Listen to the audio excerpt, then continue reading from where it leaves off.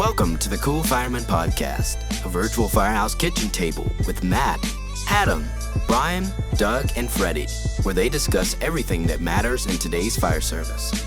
Now let's get to the show. Doug's like, I don't even want to do this. I feel terrible. I just want these goddamn allergies to stop. I've been outside all day, dude. This grass pollen is kicking my ass. I feel like there's somebody inside my head pushing my face out. It sucks. I just took 2 Benadryl. I hope I don't fall asleep in the middle of this. I might narcolepsy from it. I love it. You're sitting there trying to get your headspace right, and then Adam does like his little I'm gonna enter the ring, kind of gets his head right. Man, I'm on the struggle bus. Get it right. I love it. What's up, y'all? It's Brian from East Coast Kelly's. Not Matt Rolfe. If you're watching online, it's a little bit of a train wreck, but we are here together this week. I don't even know what episode we're on. 107? Is it 107? Yeah, I think it's 107. 107. Doug's got the sniffles. Oh my god, dude. And Adam's getting his ring light right. So we're going to do a show this week, and we're going to put something out, and it's really about self-reflection. And but before we do that, we want to special thanks to our sponsors, Unkie's Seasoning. The man, the myth, the legend. UnkieSeasoning.com. Packed firehouse flavor, baby. Yeah, love it. Hey, one of our battalion chiefs at work sent me a picture, and he said he loves the Coastal Cajun. Like, that's his go-to. So, Lancaster, if you're listening, shout out to you. He said, Lancaster. He said, I thought I had run out, but he had reinforcement. He actually ordered 2 at one time. So, he's super stoked about that. So, anyways, yeah, definitely gotta give that a try. And then, of course, Tom from the Burn Box. FD Collectors Club. We got a notification. Yeah, it should be coming in the mail. I thought it was coming today. Mine was actually supposed to come Monday, and it didn't. And now the tracking shows it's hung up somewhere. I don't know what the problem is. But that's okay. I think they're going to be pretty sweet coins. So, special shout out to those 2 sponsors. And, we're super excited. So, going to do kind of a special quick episode. I'm stuck in a hotel somewhere this week. Doug's sick. And Adam, you've been doing daddy duty all day today, right? No, I've been just doing all kinds of stuff today. I've been cutting the grass at my parents' lake house, doing work down there today, just sending out orders, doing some media stuff. It's just been super duper busy. All big things. So we're going to make this kind of a quick episode this week, but again, a kind of a meaningful one. But before we get started into that, let's do a quick moment of silence for anyone we may have lost this week.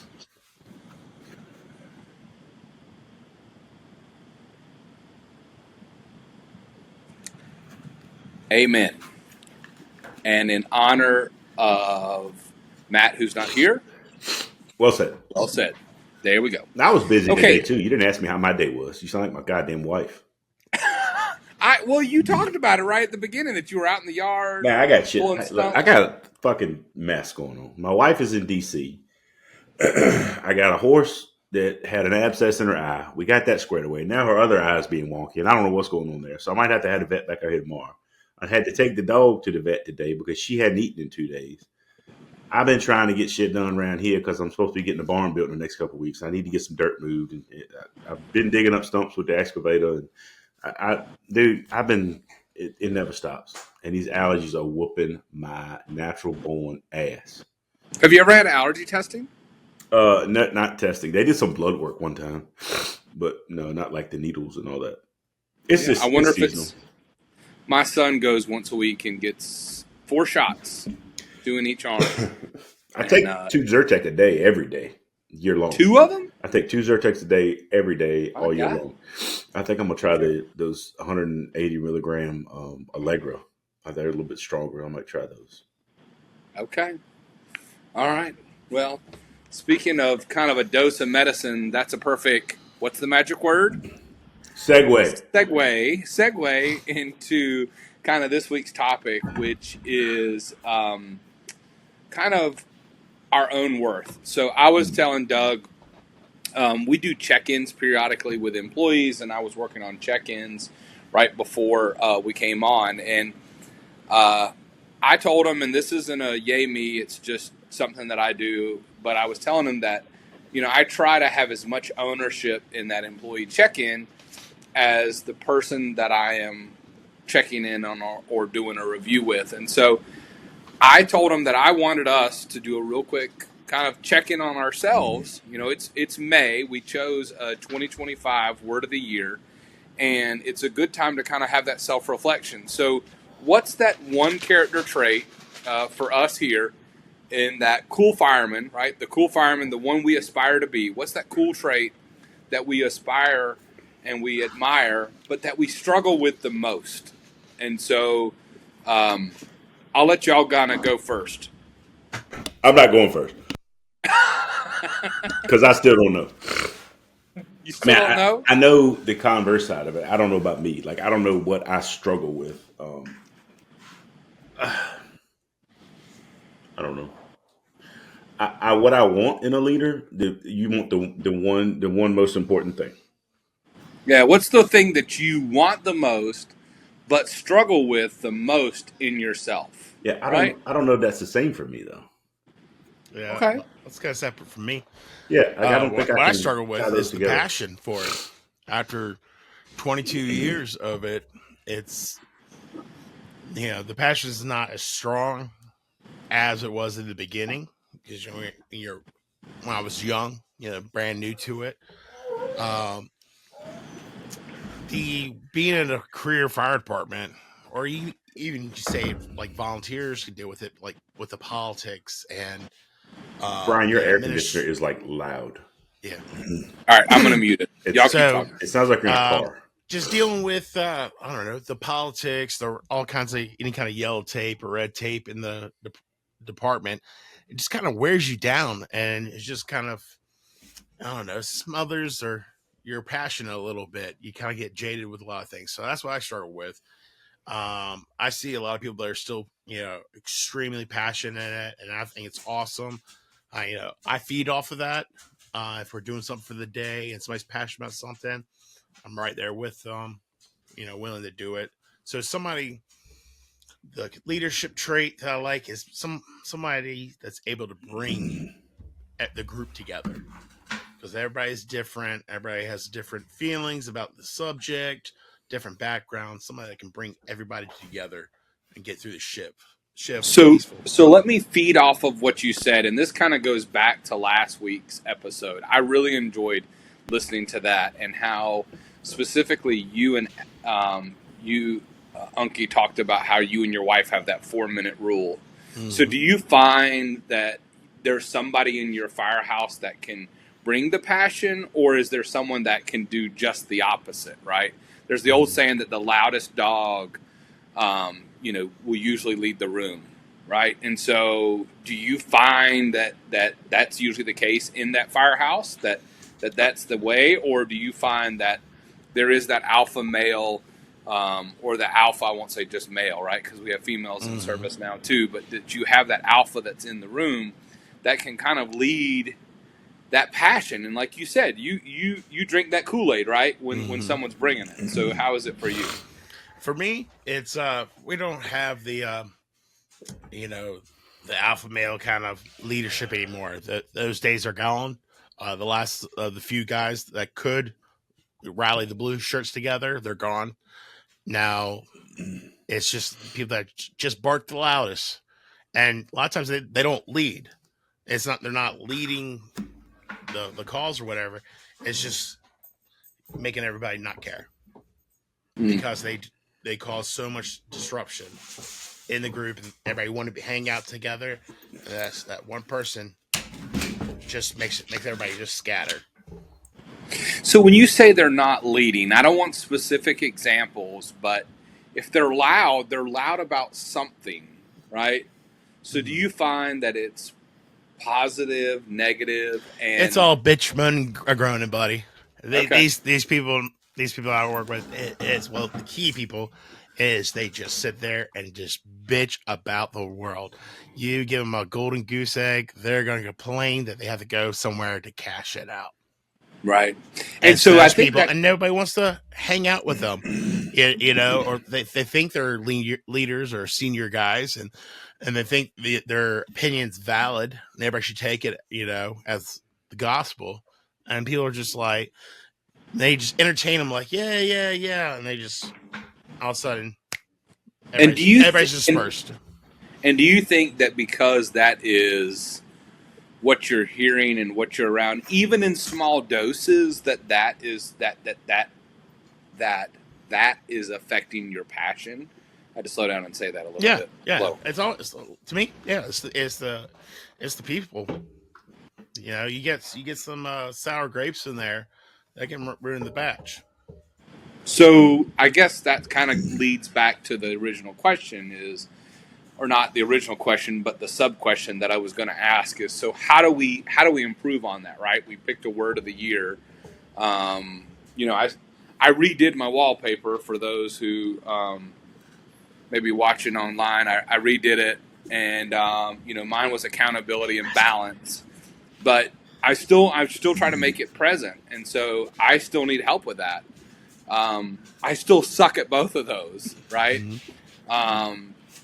And I say I suck not in a negative way. I mean, when you're not good at it, it takes a while often to improve. So for that passion, what are some of the things that you think you can do for the people that are listening that aspire to not lose the passion? What are some of the things that you think that you can do and that they can do to not lose that? To not lose it, I don't know.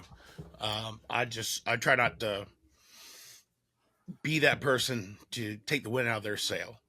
Yeah, something that they're passionate about. I encourage people. It's just like a good uncle. I encourage them, and give them the tools that they need to succeed. They want to go do something. I'll try to rally troops, but most of the time, because I'm at a very small station, so when I go to other stations a lot for overtime, as the bigger stations, I go in there as a guest. I'm quiet. I just kind of go with the flow. What are we doing today? What do you need from me? I'm here. This is where no, we don't need nothing. This is where I'll be at. I'll Well, stay in. I'm gonna interject you and tell you that for the guy that I saw at FDIC and had the excitement that you had, I know that the potential is there for passion, for motivation, for invigoration. I know that it's there. Oh yeah. It's just but depends on what it's about. It's situational too, right? Yes, I it's get definitely it. situational.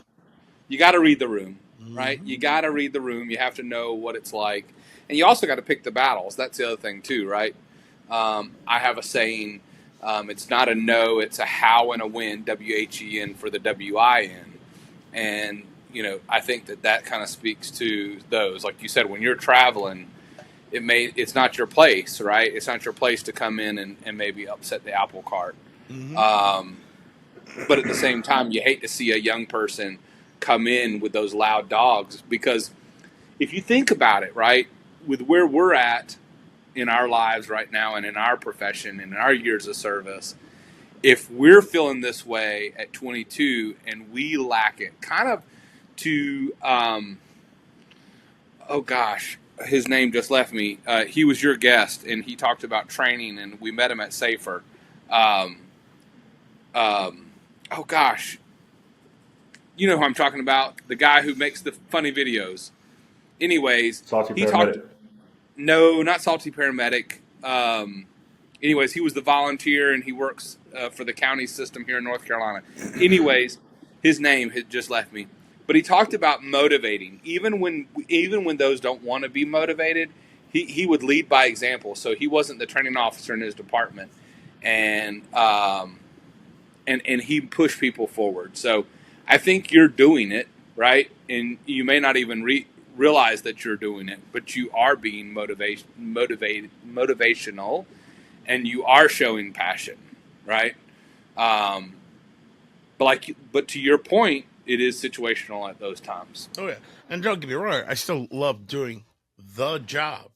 Somebody's got a bad day, I'm there to make it better. Absolutely love doing that part. I love it. Doug, do you got anything now that you kind of heard this conversation? It's National Rescue Dog Day, so I brought Thick and Nugget up so you guys can see old Thicky Minaj here. Roscoe. Say hi, Roscoe. Yeah, he's Say hi, now Roscoe. light enough to pick up. Get down, fatty. I saw that post. God. He's a chunker. He's down 30 pounds though, so we're getting there. Yeah. But it's time for him to cuddle at night, and he likes to whine until he does that. So, I think passion's a good one because, like you said, you see everybody's department's different. If their department is your department's different, your stations are different, your shifts are different, your crews are different. I guess I liken it to how large the department is, and I can see where the passion would fall apart on smaller, slower departments. But like you said, I still enjoy the job, even though I know, Andy, stop. Even though I know it's 85, 90% EMS, I enjoy being a paramedic, and I'm not afraid to say that. I like being able to do that and help people. So, Anderson, stop. Tail hole. So passion is not a problem for me. And I think a lot of that comes from your leadership. But mine would probably be, God, I don't know what I struggle with, though. Like I have several that I want in a supervisor or leader. I mainly want them to be confident. Confident or competent, one of the two. If you're confident, everything's going to stay calm and there's not going to be any chaos and no hectic, radio traffic, no, shouting orders, like we have a couple of battalion chiefs that like they pull up to a ripper and it's just like, it's a garbage can on fire, like it's so, and I strive to be that way myself. I whenever I'm in the front seat and I'm delivering an on-scene report, I try to be just as calm. And I am usually the loudest person in the room. It's not very often you find somebody in the room that's louder than me. But, man, I don't know about what I struggle with, honestly. I feel like my competence and confidence I've always been very confident in my abilities. And I feel like if that oozes out of you, it breeds to the crew and especially the younger people, like you said, the newer people that are coming in. What do I struggle with? Probably just being in the past. I've gotten a lot better saying the wrong thing at the wrong time. So maybe my professionalism has faltered some in the past, which like I said, I've gotten a lot better about that because I'm older and I'm wiser, and I tend to just if you ain't got nothing to contribute, you just stay silent, that kind of thing. I think to your point right there, though, some of the traits that you may not rank super high, right, but that are important, are ones that we struggle with, right? But we in the fire service hold a higher rank. So not picking on you, but kind of going to that thought process of confident and competent, right, are very, very important. But professional, like you're like, on a fireground, we don't have time to be professional. Yeah. Sometimes I got to go to your butt and get you in gear because it could be life or death. Yeah. Right. But to your point, in the room at the right moment, at the right time, most of the time I have to be professional. Right. My next promotion could count on it. When the brass is around, I have to walk the line. If administration is there, county administration or town administration, whatever your folks are called, they need to be there and they need to see that I'm professional. But I also think it speaks volumes, professionalism wise, just general manners, right? So, do we take and this is, I know I'm gonna strike a nerve, and this is gonna get marked, and it's gonna be put on the internet. But like professionalism for me goes beyond. It's like, do we park in the fire lane and go inside and get groceries because of turnout time, or do we park out in the parking lot and walk in and just run out to the truck if we have a call, right? Because at the end of the day, if we're asking the public to not park in the fire lane and yet we do it ourselves, that's not professional in my mind, right? It's one of those things where it's an easy answer. And so some people, I've had the conversations with some folks who are like, Well, I need to be able to make that turnout time because I don't want to have to explain why it took me so long to get to my truck. And I'm like, I hear what you're saying, but at the same time, it's a justifiable excuse. It's simply hitting a button and writing an answer. It's about being able to explain yourself, right? It's our designated parking spot. Nah. So says it right there on the concrete. Yeah, I don't. As far as fireground or any kind of operational situation, I don't want that sensitive instruction. I want it black and white and matter of fact and tactful. 100%. Make it short, clear, concise, and complete. It's that simple. The 3 C's: clear, concise, and complete. And you need it. Yeah. I work better in that situation. I struggle with my wife on this all the time because I think I said it a couple weeks ago. Like, she starts at minute 2 of her mindset instead of at the beginning. So I got to catch up and try to. I don't want that. Start from the beginning and tell me what needs to be done. Tell me how you want it done, and I'll get it done. And I don't care how you tell me in the heat of the moment. I don't care how you tell me. Yeah, and that's fair enough. The professionalism. If you had to say of the professionalism, not only saying the right thing at the right time, do you think you've got documentation down? Your reports are like they should be. Policy reviews, those kind of things. You think those are spot on? Yeah. I don't get calls from anybody about my EMS reports or my fire reports. So I think paramedics are usually a little bit better at that stuff anyways, right? I transitioned, again, coming from my previous career. I always wrote good reports in the prison system as a supervisor because anything that happened, we had to write incident reports about it. And it was a whole packet you had to fill out. So I always thought wrote good reports. I keep it. My narratives are really short and simple. We use image trend, and I'm not going to explain what the vital signs were and all that other stuff in the narrative. I'm not going to do it because it's there. I'm going to tell you from the time I got dispatched to the time I turned over care at the hospital. It's a paragraph. This is what happened. This is what I did. This is how the patient responded. This is what happened when I got to the hospital. It's that simple. So I don't have any issues personally that I know about anyway, that I've been informed about any kind of reports and as far as professionalism goes. But this mouse, boy, whew. So basically you just do the sample. In a sense, and your own style of it. Yeah. Very short. We have a narrative builder that we installed on our last update, but I don't use it. I still just freestyle it from the beginning. Dispatch for difficulty breathing, arrived on scene to find patient, blah, blah, blah, blah, blah. Vital signs recorded. Right. Vital signs recorded, transferred patient to blah, blah, blah. Without further it's a paragraph. I love it. And that's usually what I aim with: patient care transfer without incident. I love it. Bed number 1. So I'm going to share mine, and I'm going to go back to one of my word of the years because I think it's very important.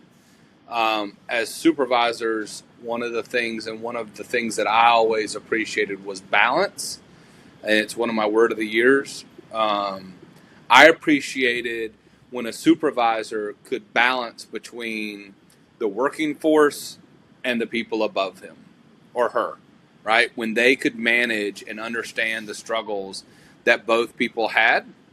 I appreciated when my supervisor could balance literally the fireground operations, to your point, Doug. Like they could remain calm but understand the urgency. Yeah. And like you said, clear, concise points for it. They could balance the stressors of the people wanting to know why when it came to fire investigations, yet the need to slow down and take it and get it right? Because that was more important than the right now answer and then to get it wrong later. As I have transitioned into the boss role, I feel like it's something I struggle with because I feel like I am so worried about self-improvement that I want to always be better than what we are, and sometimes what we are hasn't even gotten right. Does that make sense? Yeah. You haven't mastered what we've done, and yet I'm already on to the next step, right? I'm like, let's learn the next knot. And our group is like, well, we haven't mastered this knot yet, and you're already worried about the next one. So but it's also for myself. So take that out of this, and whether it's the podcast, right? I feel like, we always want to be better, which that's the whole point. So it's not a bad thing, but it's that self-reflection, or the head of the household. It's balancing and juggling everything. People all the time, they ask me, they say, Chief, I don't know how you juggle all this. And I go, well, be inside of me. Okay. Because I don't know how I can manage it 90% of the time, because I don't feel like I'm doing it very well. Adam and I were supposed to be in Raleigh, and I ended up on a fire call, and that's just the way it went. And I wasn't able to go, but I felt guilty about it. Like, and Adam's like, it's cool. It's just the way that it is. But I can't, and I always preach about controlling your controllables, and I can't control that. But at the same time, you feel guilty about it, right? So as a supervisor, you want to see whether it's personnel promote or preparing for that promotion at least, and have them the best qualified candidate. Not saying that they always will be, but that's the balance of trying to juggle all of that. So, that's kind of my. That's good, because I think a lot of the firefighter level people don't have a grasp of that, and that could be a communication thing from their company officer or their battalion chiefs just not willing to share certain things. There's a whole lot of secrets in the fire service that shouldn't be secret. But the blue shirt mafia, as we say around here, the firefighter level, like we focus on our job and our day. Like, all that other stuff doesn't mean anything to us. We'll complain about it, sure, but balancing that out, like you said, is a really good word to use for the company officer level. And I think a lot of firefighters could be more balanced if they had a little more information shared with them. Include them in the process. Well, and that goes back to my other word, which was accountability. And I think that's something that I'm better at this year. My first word, whether that's staying over one night a week and opening up communications back to my crews, being accountable to y'all. Hey, look, y'all, I've got to miss these next couple of weeks of episodes because of what I've got going on. Those kind of things. I feel like I'm better on the accountability phase, but I struggle on the balance piece, because I've not said no or not held the line right on certain things. But I think it's a very important character trait, right? Like, I mean, we talked about it a couple of episodes ago, and really about how to justify in the budget risk, probability, frequency, and cost. We haven't talked about it in a specialty teams episode of why do we get into specialty teams, or what happens if you don't get into a specialty team. You should have a plan, kind of thing. Anyways, that's another episode.